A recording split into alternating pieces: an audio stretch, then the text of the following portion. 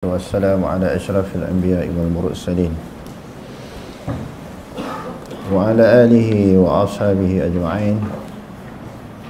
اللهم رب اشرح لي صدري ويسر لي أمري واحلل عقدة من لساني يفقهوا قولي ولا حول ولا قوة إلا بالله العلي العظيم. اللهم لا سهل إلا ما جعلته سهلا وأنت تجعل الحزن إن شئت سهلا. ربي يسر ولا تعسر وأتمم بالخير. أما بعد.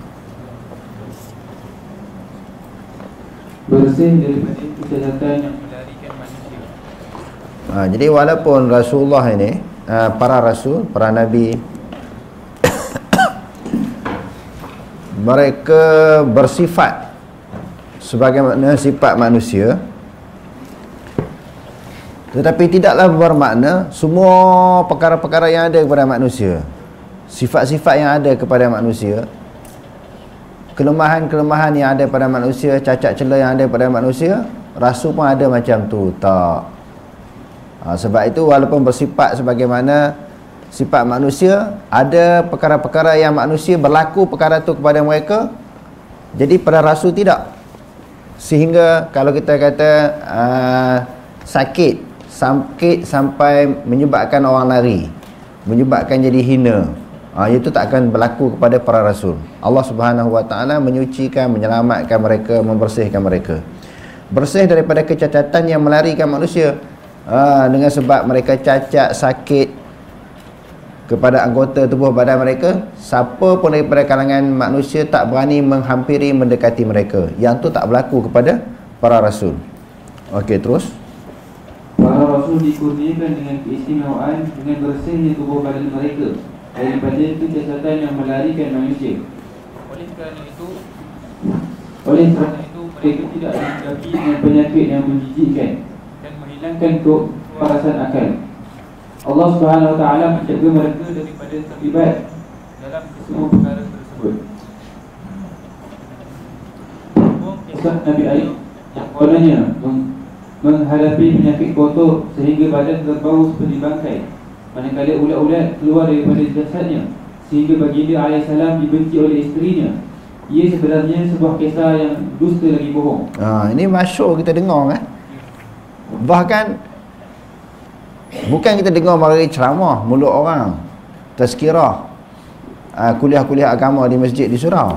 Yang tu memang selalu kita dengar. Bahkan memang ada pun dalam kitab tafsir. Sebab kerana itulah perkara ini tersebar secara meluas di seluruh dunia. Nabi Ayub ni sampai ulat penuh kat badan ni. Jadi sampai ulat tu jatuh, dia ambil balik tak kat tangan dia, nak bagi peluang ulat tu makan tangan dia, isi dia, maknanya seduk darah dia. Ya, kerana dia mempunyai sifat penyayang, kasih, rahmat kepada binatang, kepada serangga. Sehingga binatang apa dia, ulat yang jatuh daripada tubuh badan pun dia angkat letak balik.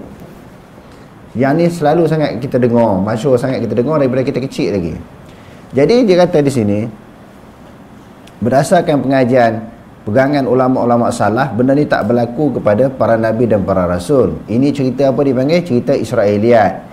Dulu kita sebut dalam tafsir, dalam hadis, dia ada cerita Israiliyat dan juga Syi'iyat. Syi'iyat ni orang jarang lah sebut, orang jarang dengar. Cerita-cerita daripada ulama-ulama Syiah memang ada dalam kitab lah. Cerita yang ditokok tambah, benda tu tak ada dalam agama Islam. Pendapat-pendapat itu, pandangan-pandangan, kisah-kisah, sejarah-sejarah, tak ada. Benda tu memang di sudut hakikat dan realitinya benda tu tak berlaku. Direka oleh para ulama Syiah untuk menarik cerita, menarik pandangan orang, menarik minat orang untuk mendengar cerita-cerita yang karut ini. Yang kedua dipanggil Israiliyat, maknanya cerita orang Yahudi. Asalnya orang Yahudi ni, dia ni duduk dalam agama Yahudi lah. Maknanya Yahudi, Nasrani, dia mengaji-mengaji, jadi alim sebagai seorang ulama. Sebab itu disebut dalam Quran, ittakhadhu ahbarahum wa ruhbanahum arbaban min dunillah. Ulama Yahudi dan Nasrani itu mereka menjadikan pengikut ulama Yahudi dan pengikut ulama Nasrani, menjadikan ulama mereka sebagai Tuhan selain daripada Allah. Maksudnya apa yang disampaikan, yang diceritakan oleh ulama-ulama ni, mereka pegang sebagaimana kalamullah. Mereka tak berani nak makan. Apa yang cakap ulama, semuanya betul. Seolah itulah kalamullah.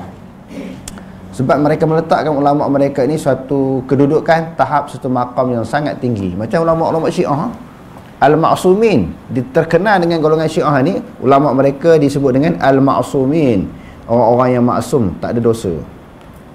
Bahkan ulama mereka itu lebih tinggi darjat daripada para malaikat muqarrabin. Ini disebut oleh Imam Khumaini di dalam kitabnya Al-Hukumatul Islamiyah. Hebatnya ulama-ulama Syiah ni. Jadi orang Yahudi ni banyaklah dalam kitab-kitab yang mereka tulis kan, masuk unsur-unsur cerita-cerita khurafat, cerita-cerita yang tak logik dan sebagainya. Cerita-cerita ini ketika ulama-ulama Islam menulis kitab-kitab tafsir, mereka pun seduk juga, ambil juga pendapat-pendapat ulama daripada ulama Yahudi ni. Cerita-cerita Israeliat, orang ulama-ulama Yahudi diambil, masuk di dalam kitab-kitab Sunni juga. Sebab itu walaupun kitab Sunni, dia tetap kita kena tapih. Dia tak boleh lari juga maklumat-maklumat yang tidak benar yang disebarkan. Para ulama setelah menceritakan Sahih Bukhari, bila cerita tentang hadis-hadis Sahih Bukhari dan juga Sahih Muslim kan, disebut apa? Asahul kitabul musannafah ba'dal Quran. Sahih Bukhari ni sahih kitab selepas Quran. Maknanya Quran semua sahih, lepas tu Bukhari, lepas tu Muslim ikut turutannya, dan Ibnu Majah yang akhir sekali Ibnu Majah. Ada pun kitab-kitab tafsir, kitab-kitab syarah hadis pun semua kena tapih. Quran saja maklumat tak perlu tapih. Sebab tu dia kata Bukhari seasah kitab yang paling sahih selepas Quran. Selain daripada tu, selain daripada Bukhari, Muslim tu, banyaklah tersebar, banyaklah kena tapih untuk kita menerima pakai maklumat yang tersebar dalam mana-mana kitab. Cukup banyak dalam kitab-kitab tafsir ni, unsur-unsur Israeliat. Okey, terus ia datang daripada cerita Israeliat, yakni cerita yang terkenal dalam masyarakat Yahudi, yang tidak harus dijadikan itikad dengan keyakinan, kerana ia bertentangan dengan sifat-sifat ketinggian yang terdapat pada diri para rasul. Okey, begitu juga orang nak ambil maklumat dalam Bible kan. Oh ni maklumat ni, cerita ni ada dalam kitab Bible ni. Lagilah kena tapih. Sama juga yang kita kata jumpa dalam kitab-kitab Arab, kitab-kitab tafsir pun kena tapih. Ada dalam Bible lagi lah beratus-ratus kali kena tapih. Okey, terus Al-Quran tidak pernah mengemukakan kisah-kisah seperti itu. Jadi maklumat ni apa yang berlaku kepada Nabi Ayub sebelum munculnya Nabi Muhammad, benda tu hak lepas. Bila ribu tahun dulu ataupun ratus tahun dulu, ini semua cerita ribu tahun dululah sebelum kelahiran Nabi Muhammad. Lagi-lagilah benda tu benda yang kita tak tahu, yang kita hanya boleh menerima maklumat ini bersumberkan daripada Quran ataupun Nabi SAW sendiri cerita bagaimana kedudukan yang sebenar yang berlaku kepada Nabi Ayub dan juga Nabi-Nabi yang terdahulu. Okey, terus apa yang dikemukakan oleh Al-Quran ialah Nabi Ayub menghadapi penyakit daripada Allah. Dalam keadaan tersebut, baginda tetap tidak lupa untuk berzikir, berdoa, mengingati Allah Subhanahu Wa Taala, sehingga Allah Subhanahu Wa Taala menyembuhkan penyakit yang dialami baginda alaihissalam. Yang tu je Quran cerita, iaitu dia sakit kan, tak ceritalah sampai ulat makan badan dia dan sebagainya. Okey, terus firman Allah Subhanahu Wa Taala, وَأَيُّوبَ إِذْ نَادَى رَبَّهُ أَنِّي مَسَّنِيَ الضُّرُّ وَأَنْتَ أَرْحَمُ الرَّاحِمِينَ فَاسْتَجَبْنَا لَهُ فَكَشَفْنَا مَا بِهِ مِنْ ضُرٍّ وَآتَيْنَاهُ أَهْلَهُ وَمِثْلَهُمْ مَعَهُمْ رَحْمَةً مِنْ عِنْدِنَا وَذِكْرَى لِلْعَابِدِينَ. وَأَيُّوبَ, dan Nabi Ayub, إِذْ نَادَى رَبَّهُ, ketika dia bermunajat, berdoa, merayu kepada Tuhannya. Sebab apa di sini dia tak sebut ilahahu, dia sebut Rabb. Karena Tuhan Rabb ni lah yang bersifat mencipta, mematikan. Selain daripada mencipta manusia, dia mematikan, menghidupkan, menyembuhkan penyakit, mendatangkan orang sihat. Itu sifat Rabb. Alhamdulillahi Rabbil Alamin. Segala puji bagi Allah, Tuhan sekalian alam, yang bersifat dengan Rabb, mencipta, mematikan, menyembuhkan, menyihatkan. Ketika Nabi Ayub bermunajat kepada Tuhannya, anni massaniyad-durru, sesungguhnya aku ditimpa akan kemudaratan, menyentuh akan aku oleh mudarat. aku ditimpa oleh kemudaratan. Kemudaratan yang dimaksudkan di sini apa dia? Sakit. Ya Allah, aku ni sakit. Wa anta arhamur rahimin, dan engkau maha pengasih daripada kalangan yang pengasih. Jadi bila kita dok tengok dalam Quran, dia tak minta, ya Allah sembuhkanlah penyakitku ni, ya Allah. Dia kata, ya Allah, aku ditimpa musibah, aku ditimpa malapetaka, kesakitan, mudarat, bencana. Engkau adalah penyayang daripada golongan, daripada yang penyayang. Lebih penyayang daripada segala yang penyayang. Jadi terpulanglah kepada engkau untuk menentukan kedudukan aku, nasib aku. Sama ada nak berterusan aku ni sakit sampai bila-bila, terpulang. Kalau kau nak sembuh, aku pun terpulang. Jadi serah pada Allah. Sebab Allah lah yang mengetahui sesuatu perkara itu sama ada baik ataupun buruk bagi seseorang hamba.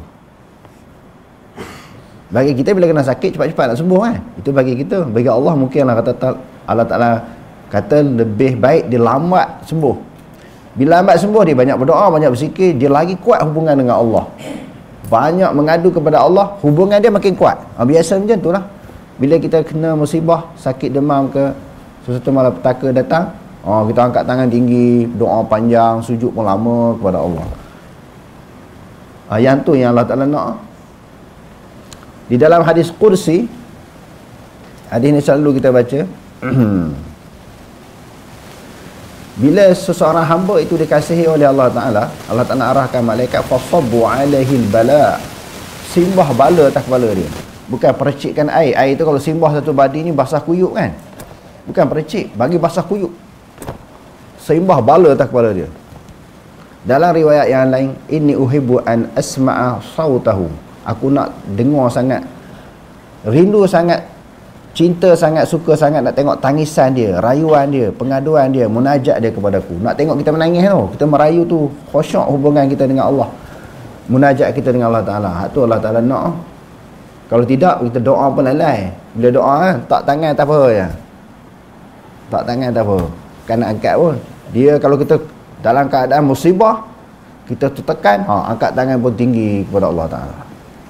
Jadi yang tu yang Allah Ta'ala nak, supaya Allah Ta'ala nak tengok hubungan kita dengan Allah Subhanahu Wa Ta'ala kuat ataupun tidak. Fastajabna lahu, kami mustajabkan baginya, bagi Nabi Ayub. Fakashafna, kami buka. Yalah, kami bukalah, maknanya kami hilangkan ma bihi min durrin, sesuatu yang menimpa dia daripada kemudaratan. Apa mudarat yang dialami, yang ditimpakan kepada Nabi Ayub? Sakit kuat kan. Kami bukakan, kami lepaskan. wa atainahu wa ahlahu wa mislahum, kami kurniakan kepada keluarganya seumpama mereka bersama dengan mereka, rahmat daripada sisi kami, wa zikra, peringatan bagi hamba-hamba Allah Ta'ala. Allah Ta'ala nak beri peringat Nabi Ayub sebagai hamba dia. Orang lain yang menjadi hamba-hamba Allah Ta'ala, ingat Allah Ta'ala bagi sesuatu musibah tu untuk mendekatkan diri kita kepada Allah.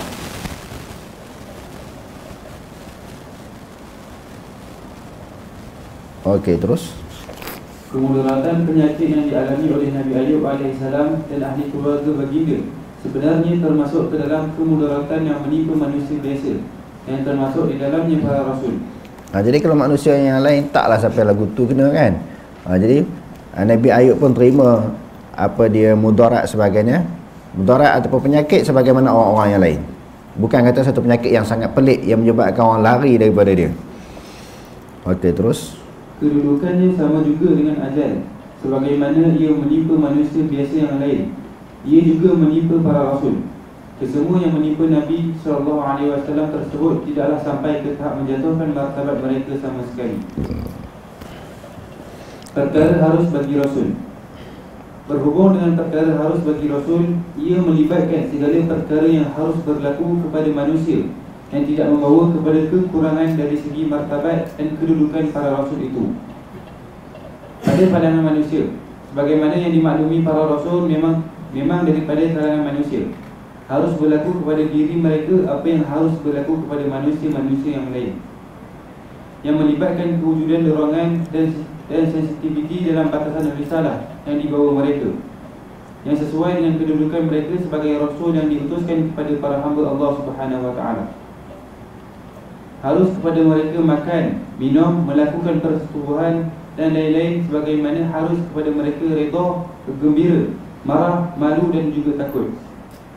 Harus juga kepada mereka terkena penyakit, tetapi penyakit tidak membuatkan mereka gagal melaksanakan risalah yang dibawa dan tidak membuatkan orang ramai lari daripada risalah tersebut.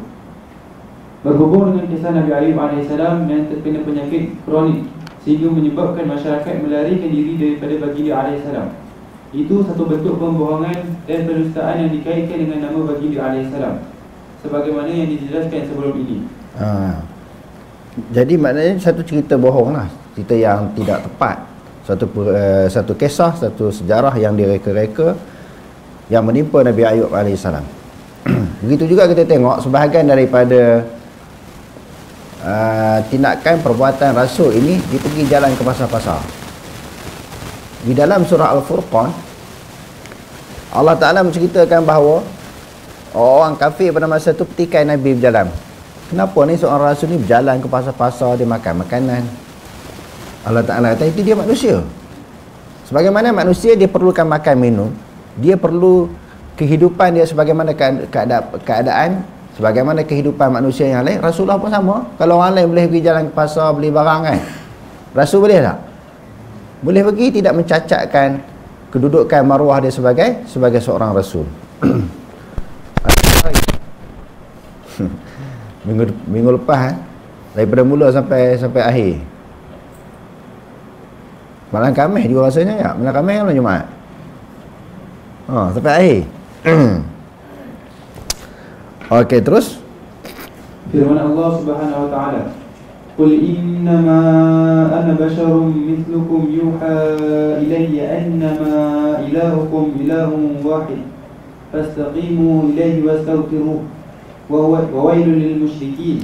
Qul, katakanlah olehmu wahai Muhammad, innama ana basyarun, sesungguhnya aku adalah manusia mislukum, seumpama kamu.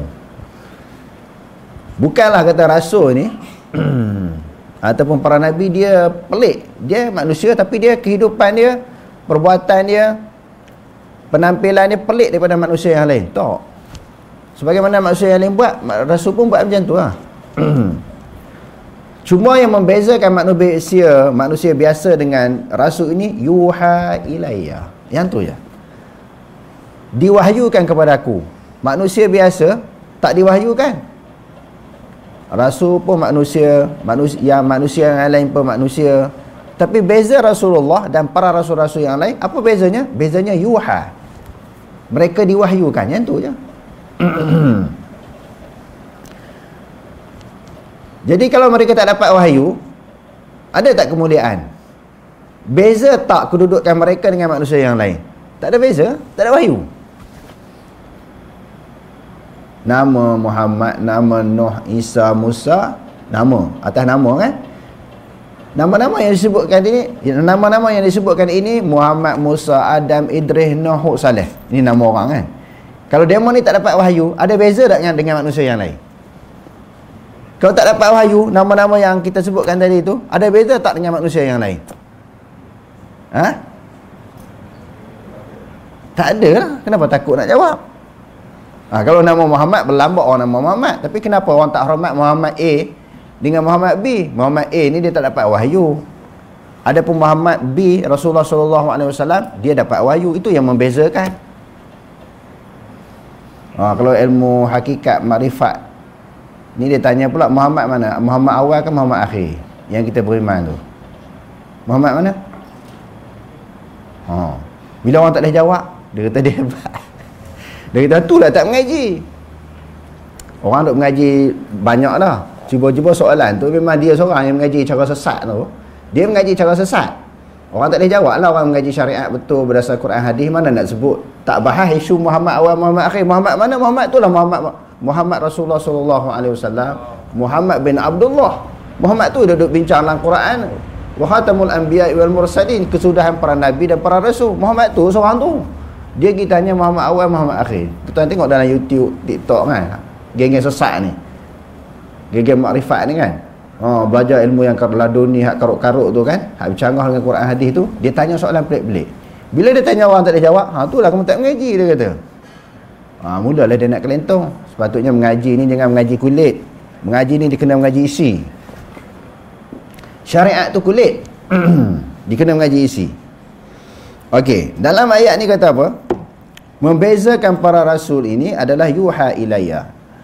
Cuma aku diwahyukan kepadaku. Annama ilahukum ilahun wahid. Sesungguhnya Tuhan kamu adalah Tuhan yang satu. Hari itu dah kita sebut Allah ni kita boleh sebut Esa, Qul huwallahu ahad. Katakanlah olehmu wahai Muhammad, Allah Taala itu Esa. Kita juga boleh kata satu. Sebab itu Quran disebut oleh Allah di dalam Quran. Bila sebut satu, tak payahlah nak kiaskan. Kalau gitu makna satu boleh dibahagikan 1/2, 1/3, setengah. Sebab satu kan. Dia kira nak ulas apa pun, dia kait dengan matematik, kait dengan ilmu falsafah, nak bagi orang lari daripada akidah Quran Sunnah ni. Itu perangai orang duk mengaji akidah falsafah. Dia nak belit orang. Satu mana boleh sebut? Satu kepada makhluk, kepada manusia, dia kata tak boleh sebut, Allah Ta'ala boleh sebut. Jadi kita nak ikut dia ke nak ikut Allah? Allah Ta'ala kata satu, boleh sebut. Nabi pun cerita kat orang Allah Ta'ala tu satu. Dia kata tak boleh sebut satu, kena sebut Esa je. Okey, tengok Bermula Tuhan kamu adalah Tuhan yang satu, fastaqimu, hendaklah kamu istiqamah kepadanya, beriman dengan keadaan istiqamah. Fastaqima, yang Allah Ta'ala perintahkan Nabi Musa dan juga Nabi Harun kan. Wa qad ujibat da'watukuma fastaqima wa la tattabi'ani sabilal ladzina la ya'lamun. Syarat nak memperolehi kejayaan kemenangan kena istiqamah. Wastaghfiruh, dan minta ampunlah olehmu akannya, iaitu akan Allah. Wa wailul lil musyrikin, celakalah bagi orang-orang yang musyrik, golongan yang menyekutukan Allah. Okey, terus.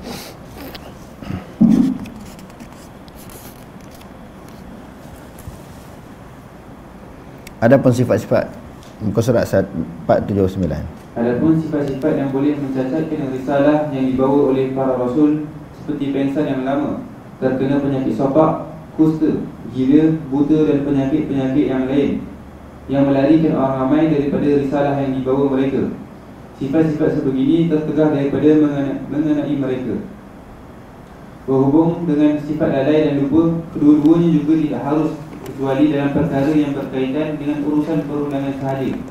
Seperti Rasulullah SAW pernah lupa dalam solat dengan tujuan mengajar manusia tentang cara menguruskan kesalahan dalam solat yang sebegitu rupa.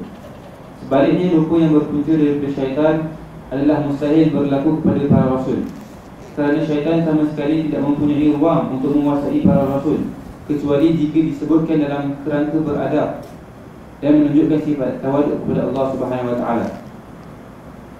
Firman Allah Subhanahu wa taala, qala ara'aita id awayna ila as-sakhrati fa inni nasitu al-hut wa ma ansanihu illa asy-syaitanu an adhkura wattakhadha sabilahu fil bahri 'ajaba. Okey. Lalu telah berkata qala di sini, maknanya pembantu. Nabi Musa alaihi salam bersamanya ada seorang budak ghulam yang membantu dia.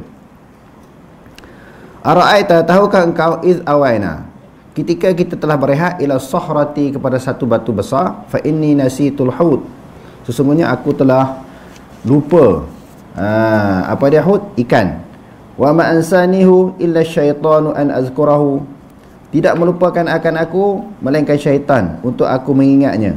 Wattakhadha sabilahu fil bahri ajaba, lalu ikan tadi telah mengambil jalannya di dalam laut. Dengan orang merasa takjub, dia mau bawa bekal Nabi Musa dengan ghulam dia, pengikut dia bawa bekal. Ikan tu dah mati, ikan kering lah kita kata. Bekal bila sampai di suatu tempat mereka berehat, cadangnya nak makan lah. Biasa orang pergi musafir macam tu kan, bawa sedikit bekalan makanan, minuman. Ikan tu dalam perjalanan dia boleh loncat balik lalu kut laut. Jadi heranlah dalam keadaan ikan tu mati. Ikan tu telah mati, kita kata macam ikan kering lah. Bekalan mereka berdua. Sebab Allah Ta'ala kata, kamu nak pergi cari hidir ni, kena pergi melepasi Majma'al Bahrain ni, maknanya dua laut yang bertemu. Kamu cari lagi depan tu akan jumpa apabila ikan tu hilang. Apabila ikan tu hilang. Jadi ikan tu memang masuk dalam laut balik. Lalu Nabi Musa kata, pemeliharaan daripada Allah Subhanahu Wa Taala. Mukjizat para rasul. Seseorang yang mendakwa sebagai rasul sukar untuk diterima oleh masyarakat sebagai rasul. Dalam erti kata yang sebenar, meskipun mempunyai akhlak yang baik dan sumbangan yang banyak dalam masyarakat itu sendiri, dia perlu membawakan hujah dan bukti yang jelas bagi mensabitkan dirinya benar-benar Rasul Allah Subhanahu Wa Taala yang diutuskan kepada satu-satu kelompok masyarakat. Okey. Dengan akhlak yang mulia, budi pekerti yang baik, tiba-tiba dia mendakwa dia seorang rasul, tak padan lagi, tak cukup lagi. Manusia takkan percaya lagi. Sebab akhlak yang baik, budi pekerti yang mulia ni orang lain pun boleh berlaku macam tu, bukan kepada seseorang. Mungkin dalam satu tempat tu 3 orang, 4 orang, 5 orang, 10 orang, 100 orang boleh jadi. Tak cukup untuk membuktikan dia seorang rasul. Dia kata dia rasul sebab perangai dia begini. Tak boleh. Mesti dibuktikan dengan sesuatu perkara yang luar biasa. Orang lain tak ada, dia ada. Yang tu yang Allah Ta'ala sebut dalam Quran, tilka rusulu faddalna ba'dahum ala ba'. Yang demikian itu para rasul yang kami lebihkan sebahagian mereka dengan sebahagian yang lain. Apa kelebihan tersebut? Iaitu mukjizat. Okey, terus. Bukti tersebut membuktikan yang beliau benar-benar merupakan rasul yang diutuskan daripada sisi Allah Subhanahu Wa Taala. Apabila terdapat bukti tersebut, wajib kepada masyarakat menerima dan mengikut risalah yang dibawa oleh rasul berkenaan. Jika tidak, mereka akan menerima ancaman dan azab daripada Allah Subhanahu Wa Taala kerana menolak rasul yang diutuskan kepada mereka setelah terbukti kebenaran yang dibawa oleh rasul itu. Bukti tersebut dikenali dengan nama mukjizat. Bila dah rasul ni kemukakan bukti dengan mukjizat-mukjizat yang banyak kan. Mukjizat yang paling banyak adalah mukjizat yang Allah Ta'ala kurniakan kepada Nabi Muhammad. Jadi bila rasul dia dah kemukakan bukti, lawan pula itu yang ada ancaman azab tu. Nak apa lagi? Tak percaya lagi. Selain daripada akhlak yang mulia, budi pekerti yang baik kan, dibuktikan dengan mukjizat-mukjizat. Mereka adalah utusan Allah untuk menyampaikan agama Allah Ta'ala ni, ajak masyarakat kembali kepada Allah. Tak terima juga, lepas tu datangnya ancaman. Sebab apa alasan lagi? Manusia nak apa bukti lagi? Nak alasan apa lagi sampai tak boleh nak terima sampai macam tu? Jadi sebab itulah di negeri akhirat nanti Allah Ta'ala tanya para rasul, madza ujibtum? Bagaimana jawapan daripada kaum kamu? Allah Ta'ala cerita dalam Quran, tanya para rasul, apakah respon daripada kaum kamu? Rasul menjawab lah. Sebahagian daripadanya beriman, sebahagian daripadanya lawan, walaupun telah dikemukakan bukti-bukti yang nyata, yang terang. Itu perangai manusia ni, buat macam mana pun, kalau dia mempunyai suatu akidah, kepercayaan, pegangan, dia tak goyang dia punya pegangan itu. Cerita bukti macam mana pun dia tak nak ikut. Ini berlaku kepada umat yang terdahulu, termasuklah umat Nabi Muhammad ini. Dikemukakan bukti yang terlalu banyak, mereka tetap tidak beriman. Okey, terus. Definisi mukjizat. Mukjizat merupakan dari hisi atau maknawi yang dibawa oleh para rasul yang tidak mampu dilakukan oleh seluruh manusia. Ketidakmampuan tersebut merupakan bukti yang mukjizat itu datang daripada Allah Subhanahu Wa Taala. Kalau orang lain pun boleh buat, bukan mukjizat lah. Semua orang boleh buat. Sebagaimana seseorang yang mengaku sebagai seorang rasul. Jadi orang lain tak boleh buat. Benda tu tak ada kepada orang lain, ada kepada rasul. Okey, terus. Tuhan yang berkuasa di atas segala sesuatu. Allah Subhanahu Wa Taala memurnikan mukjizat untuk mensabitkan dan memperkukuhkan risalah yang dibawa oleh para rasul. Dan manusia dikehendaki mengikut dan mengamalkan agama dan syariat yang dibawa oleh para rasul. Dari segi definisi, mukjizat merujuk kepada perkara luar biasa yang dizahirkan Allah Subhanahu Wa Taala menerusi tangan orang yang mendakwa sebagai nabi. Okey, dia panggil apa? Amrun khariqul adah. Mukjizat ni apa dia? Dia termasuk di dalam amrun khariqul adah. Perkara yang mencari adat. Banyak lagi lah sihir, maunah, istidras, irhas kan. Cuma kita nak bahas mukjizat ni apa makna? Perkara yang luar biasa. Apa maksud luar biasa? Biasa-biasa tak berlaku lah kepada manusia macam tu. Belah laut dengan tongkat sebagaimana Nabi Musa kan. Ketuk tongkat dia kepada batu, terpancar 12 mata air dan sebagainya. Ini dipanggil amrun khariqul adah, perkara yang luar biasa. Okey, terus. yang berbeza dengan kebiasaan apabila wujud sebaran daripada orang-orang yang menolak risalah yang dibawa oleh orang yang mendakwa sebagai Nabi itu, dan apa yang dizahirkan oleh orang mendakwa sebagai Nabi itu tidak mampu dilakukan manusia-manusia lain. Wallahu a'lam. Aqulu qawli hadza wa astaghfirullah al-azim li wa lakum. Wassalamu alaikum warahmatullahi taala wabarakatuh.